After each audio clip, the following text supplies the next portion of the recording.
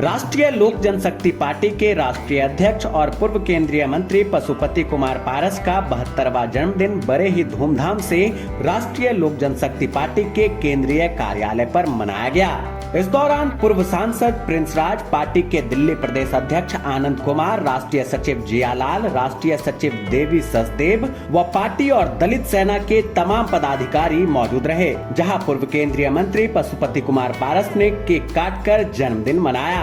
इस दौरान सभी पार्टी पदाधिकारी और कार्यकर्ताओं ने पशुपति कुमार पारस को फूलों का गुलदस्ता देकर जन्मदिन की बधाई दी और उनके लंबे उम्र की कामना की। वहीं पत्रकारों से बातचीत करते हुए पूर्व केंद्रीय मंत्री ने कहा कि मेरे 72 साल पूरे हो चुके हैं और अब मैं 73 साल का हो चुका हूं। हमारी पार्टी और दलित सेना पूरे देश में काम कर रही है। आइए देखते हैं ये रिपोर्ट। आज आपका जन्मदिन दलित सेना और आरएलजेपी के तमाम पदाधिकारियों ने बड़े धूमधाम के साथ यहाँ मनाया, क्या कुछ कहेंगे इस? देखिए, आज मेरा 72वां वर्ष है।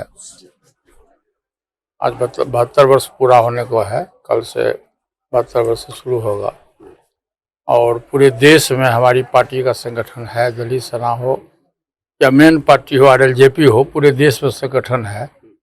और आज पूरे देश के प्रत्येक स्टेट हेडक्वार्टर में मनाया गया। और हम लोग बहुत सुदूर गांव से आए हैं, देहात के गांव से आए हैं। हमारे पिताजी कबीर पंथ के संत थे और छोटे मोटे किसान थे। पिताजी का ही देन है कि हम 3 भाई थे और तीनों भाई मेंबर ऑफ पार्लियामेंट हुए। जनता के द्वारा चुना हुआ प्रतिनिधि हम तीनों भाई हुए। और हमसे जो सबसे बड़े भाई रामविलास पासवान जी थे, आपने देखा होगा कि Guinness book of the world में 2 बार उनका नाम आया, दर्ज हुआ।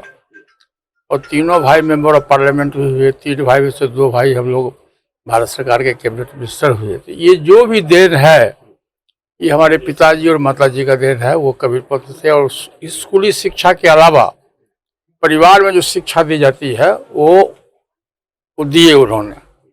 और जिसका ये फल, अच्छा फल हुआ कि हम लोग आज तक सच्चाई के रास्ते पर चले। गरीब हो, शोषित हो, दलित हो, पीड़ित हो, पिछड़ा हो, अकलियत हो, ऊंची जाति के जो गरीब लोग हैं, गरीबों के प्रति हमारी सहानुभूति रही। और दलित सेना का जो गठन 1983 में पासवान जी ने किया था, जब दलित पर अत्याचार शुरू हुआ तो उन्होंने दलित सेना का गठन किया। और पूरे देश में जहाँ कहीं भी दलित सेना पर अत्याचार होता था, वो पार्लियामेंट के अंदर में, पार्लियामेंट के बाहर भी, संसद के अंदर और संसद के बाहर भी अपनी आवाज़ उठाते थे।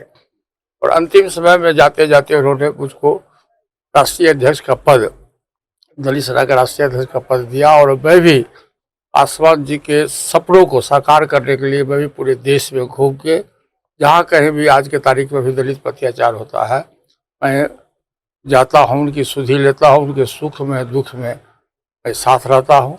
और ईश्वर की कृपा कहिए कि सबसे कम उम्र में मैं बिहार विधानसभा का सदस्य हुआ था। आज से 47 वर्ष पूर्व बिहार विधानसभा का मैं सदस्य हुआ था। और 7 बार बिहार विधानसभा का सदस्य रहा, 1 बार विधान परिषद का सदस्य रहा, 9वीं बार लोकसभा का सदस्य हुए। बिहार में भी 4 बार सरकार में रहने का मौका मिला। और लास्ट में दिल्ली में भी कैबिनेट मिनिस्ट्री में रहने का मौका मिला। तो ये हम लोगों का सोच है। और आज तक पूरी ईमानदारी से, पूरी निष्ठा से पार्टी की सेवा और देश की सेवा हमने किया। ये मुझको अपने आप को खुशी है कि देश की सेवा करने में, गरीबों के हित की बात करने में हम कहीं पीछे नहीं हटे। यही हमारे जीवन का मूल आधार। लोकसभा का 72वां जो वर्षगांठ आपका है, चूंकि लोकसभा चुनाव हो चुके हैं और अब देश के कई राज्यों में विधानसभा चुनाव होने वाले हैं, तो किस तरह की लोजपा की जो रणनीति है वो रहने वाली है? देखिए, लोजपा की जोश और उत्साह के साथ लोजपा की जब आपने देखा होगा कि मुझको एक भी सीट नहीं मिला, फिर भी मैं एनडीए के साथ था। आज भी मैं हूँ, मैं भविष्य में भी रहूँगा। और अभी जो 4 स्टेट का चुनाव होने जा रहा है, हरियाणा है, महाराष्ट्र है, झारखंड है, जम्मू कश्मीर है, ये चारों स्टेट में हमारा जो संगठन है, हमारी पार्टी का संगठन पूरे स्टेट में सब जगह है।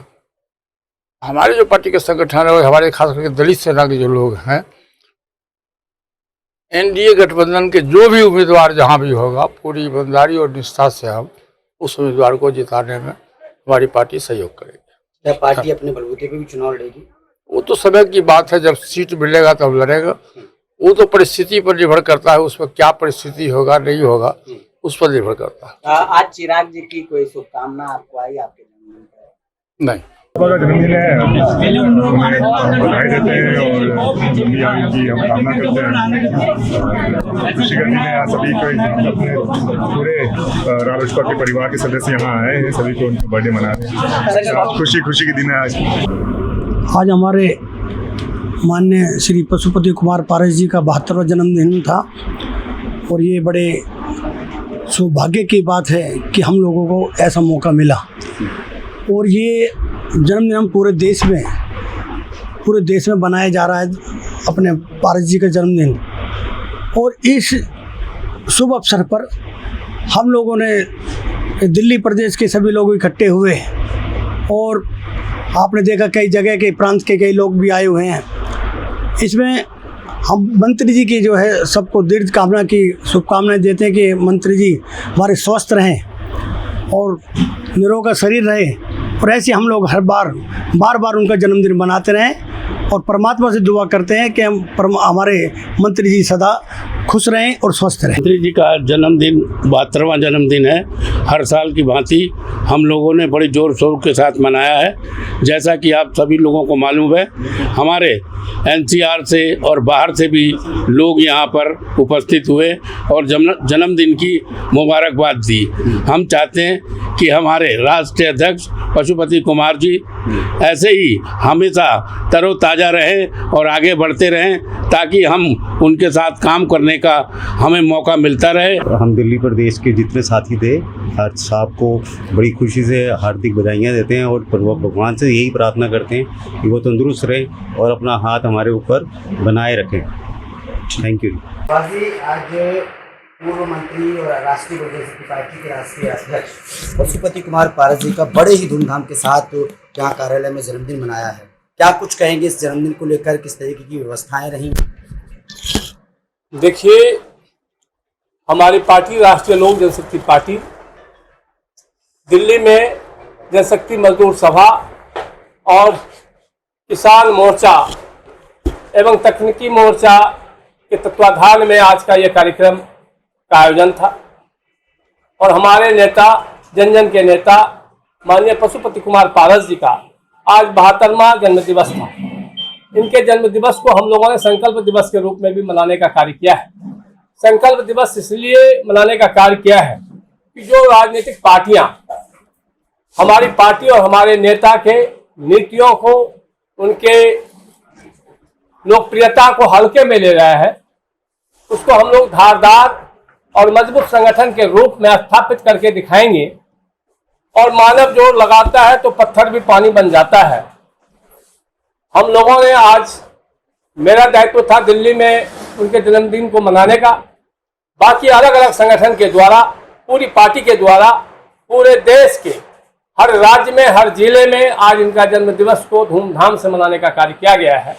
और इसके लिए हम पार्टी के समस्त कार्यकर्ता को, जो आज सैकड़ों की संख्या में इस समारोह में आए, हमारे नेता के प्रति आस्था और विश्वास दिखाने का कार्य किया और ये संदेश देने का कार्य किया कि आज भी माननीय पशुपति कुमार पारस जी का एक एक नेता, एक एक कार्यकर्ता इनके विचारों के साथ समर्पित होकर के चट्टान के रूप में खड़े हैं।